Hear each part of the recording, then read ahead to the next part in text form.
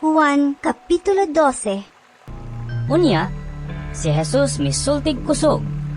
Ang nagtuo kanako, wala magtuo kanako lamang, kundili kaniya usab nga nagpadala kanako.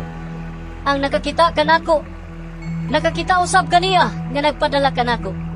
Mianhi ako, ingon nga kahayag sa kalibutan.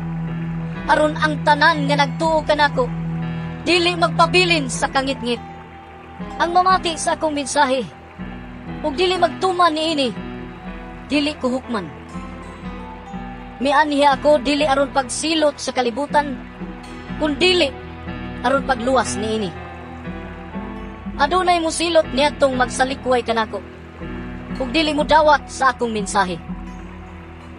Ang pulong nga akong gisulti, mauunya ang maghukom kaniya sa katapusang adlaw.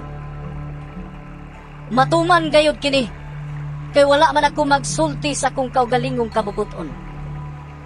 Ang amahan nga nagpadala kanako, mao'y nagsugo kanako kung unsay akong isulti. Ug nasayod ako, ngangyang sugo, naghatag og kinabuhing dayon. Busa, ang akong gisulti, mao ang gipasulti kanako sa amahan.